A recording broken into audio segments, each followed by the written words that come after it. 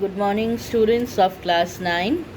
I have already revised the first chapter, children, and let me revise the beginning part of the second chapter, that is physical features of India. Now, this portion of the physical features of India, which I will be revising, has been done by Benti ma'am, but I am redoing it because some students had taken admission later on and they have missed this portion.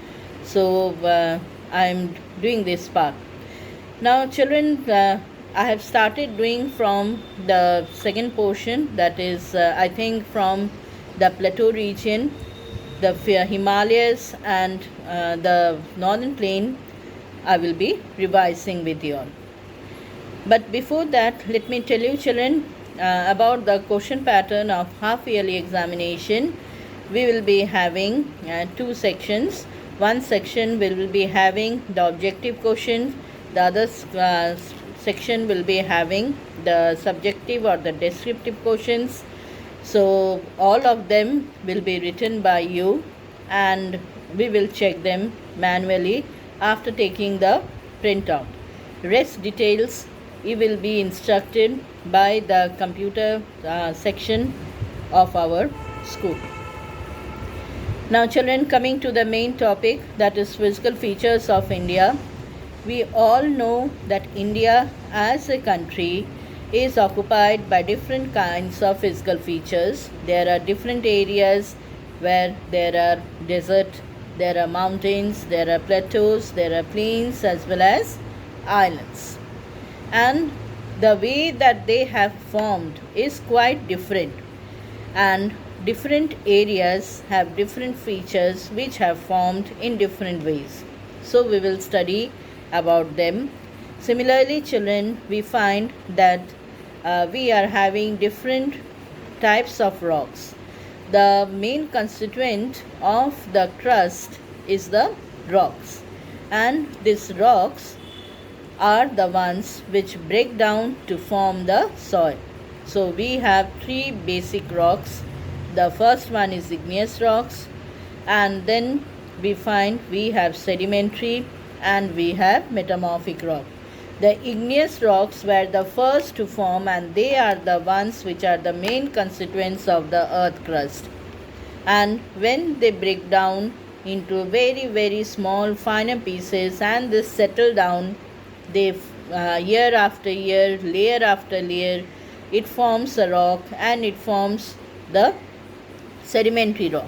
And igneous and sedimentary rock, when they are compressed and when they are put under heat and pressure, they change their character and they become metamorphic rocks. So children, igneous rocks are the primary rocks, the sedimentary rocks are the secondary rocks, and the metamorphic rock are the tertiary group of rocks. So you will find that there are different structures in our country which are built up of these rocks. If you go to Taj Mahal, it is made up of marble. Okay, so marble is a metamorphic rock and it has formed from limestone, metamorphosis of limestone. Limestone is a secondary rock or a sedimentary rock, I'd rather say, whereas marble is a metamorphic rock. If you go to Red Fort, you will find that it is made up of sandstone. If you go to Jodhpur, Jaisalmer, there also you will find that there are forts which are of yellow color, so that is yellow sandstone, whereas our Red Fort and Agra Fort are made up of red sandstone. So they vary in their colors also, and they vary according to their own characteristics. Every rock is having their own characteristics. Basically, the igneous rocks are very hard, whereas the sedimentary rocks are very soft. Their character is soft. So we find that the Indian landmass have formed during different geological period of time. There are different processes which goes on below the earth crust, and there are some processes which go on above the earth crust. so which originate below the earth crust, like for example we have earthquake, we have this volcanic activities, this folding, faulting. They originate below the surface of the earth, and there are activities which originate above the surface of the earth, which are like weathering, erosion, deposition, and both these act together to form the present landscape. And one thing is very necessary to know, children, that this crust is not a continuous piece. This crust is broken into pieces. Some of these pieces are occupied by land surface, some of these pieces are occupied by water bodies. The pieces are known as plates, and those plates which are occupied by land surface is known as continental plates. Those which are occupied by the water bodies, they are known as oceanic plates. It can be sea, it can be ocean. Now these plates are moving. They are sometimes moving towards each other, they are moving away from each other, and as a result they have helped in the formation of different types of landforms. Along with folding, faulting, volcanic activity, earthquake, different kinds of landforms have formed. Now children, this earth is having a certain structure. The bottommost one is the core, which you have already studied in your class, in your science class, or in your social science also, I think in class 6 or 7. The bottommost layer is known as core, over which we have the mantle. And between the mantle and the crust there is another layer which is known as asthenosphere layer. Now children, one thing you must know, the more and more deeper we go into the below the crust, the heat increases, and this heat is very, very high. It is so much high that the rock of the crust melts. So this melting activity is noticed the layer that is just below the crust. Just below the crust we have a layer known as asthenosphere, and this asthenosphere is jelly-like. It is not fully solid. The crust is solid. Asthenosphere is semi-molten or jelly-like, and the layer which is below asthenosphere, it is in molten state. Now on this asthenosphere we will find the different plates are just sliding, and because of this sliding they are moving. And why this sliding occurs? Because the heat from below forces the crust, the pieces of crust, to slide. There is convectional current in this molten layer and in the semi-molten layer, and this pushes or forces the different pieces of the crust to slide over the mantle, to slide over the asthenosphere layer. And so we find that either the plates are moving towards each other or they are moving away from each other. And there has been different theories which has been put forward to explain this fact. Like we have the theory of plate tectonics, which is the most acceptable theory in the recent years. So we have the converging plate movement where the plates are moving towards each other. We have the diverging plate movements where the plates are moving away from each other. And we have the transform plate movement where they are just sliding past each other. Now because of these plate movements, the different continents have undergone lot of changes. They were joined together in the shape of a landmass known as Pangaea, and they have repeatedly they have divided and subdivided, and the present day continents have got their present position. But still children, you will find that there is movement and this movement we experience in the form of earthquakes. Now, which are like jolts. When this earthquake is happening, these plates are shifting or moving from their place. Now, this kind of movement have shaped the present day continents. Previously, the Pangaea was divided into two parts. The Angara land was the northern continents, and the Gondwana land was the southern continents. The Angara land mainly had North America, Europe, and the northern part of Asia, whereas Gondwana land had South America, Africa, southern part of Asia, Australia, and Antarctica. We ourselves, that is India, was in fact joined with Australia. We were a part of the Indo-Australian plate. There were 8 major plates and several minor plates. We, in fact, India was a part of Indo-Australian plate, and during one of these earth movements, we broke away from Australia. In fact, the crustal portion below India was so thin that we broke away, and then slowly, over millions of years, we slided over this slippery asthenosphere, and we moved into the northern hemisphere.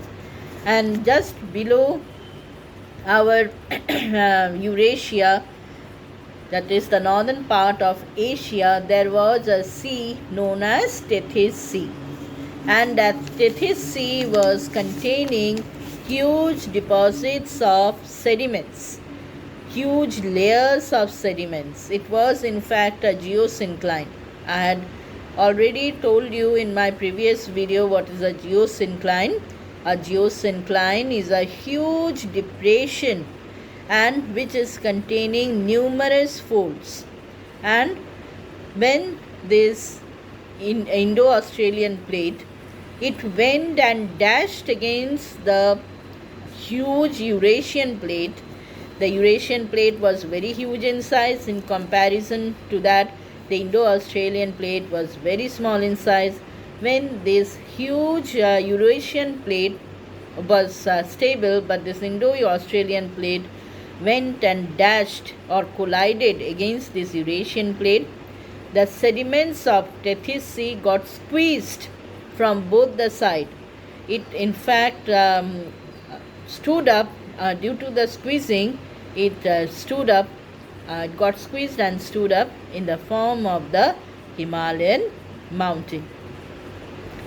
And this process is still going on. Whenever there is earthquake in the Himalayan zone, this squeezing is still going on, and the Himalayas rises a little bit every time when there is earthquake in the Himalayas. But we do not feel the difference in height, because at the same rate the rivers are bringing down material from the Himalayas and depositing in the northern plain. So how the Himalayas were formed, it's clear to you all children.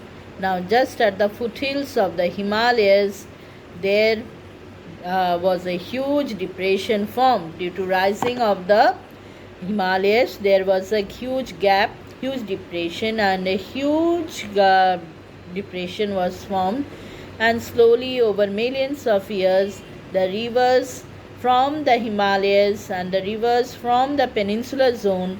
The peninsular zone is, let me mention you, is the original part of the country. The rivers from the peninsular zone brought down material and started depositing in the huge depression. That is, the Himalayan rivers and the peninsular rivers, they brought materials and they dumped in the peninsula, in the plain area, or in the huge depression that was formed just at the foothills of the Himalayas. So they deposited in the depression, and slowly the depression got filled up and it formed the present day northern plain. So now you know how the Himalayas were formed and how the northern plain was formed. In fact, the formation of northern plain is still going on. because the rivers are continuously bringing materials and they are depositing it there in the huge depression. Then children, coming to the plateau zone, how the plateau were formed. Now originally the plateau was not there. It is the oldest part of the country. It is the original part of the country which got separated from the Indo-Australian plate. And in fact, you know children, this is the oldest part, and we get the evidence in the form of fossils which are there, which are still found in this zone. Now in this area, what happened actually, under the impact of collision, when this Indo-Australian plate collided with the Australian plate, children, at that time, under the impact of this huge collision, there appeared cracks on the surface of the peninsular zone. These cracks were originally not there. So these cracks were which developed on the peninsular zone were very, very deep, and because they were cracks, obviously children, the cracks became deeper with time, and slowly the molten lava from the mantle layer started coming out, and they formed plateaus of different sizes. One thing is very important, children. Here you must know that we do not have volcano within the country, because this Himalayan zone is made up of the sediments of the Tethys Sea. The peninsular plateau is also made up of sediments, but the peninsular portion is having igneous rock which has formed by the solidification of the molten magma that has come out from the mantle layer. And this magma has come out only because the cracks had developed under the impact of collision in the peninsular zone. And these cracks are like long lines, it is known as fissure eruption, and long lines in the form of long lines, not in the form of volcanic mountains. So the lava came out and it solidified, and you will find that we are having different sized plateaus. Among these plateaus, the Deccan Plateau is the largest one. You have already studied that there are different plateaus and their sizes is not the same.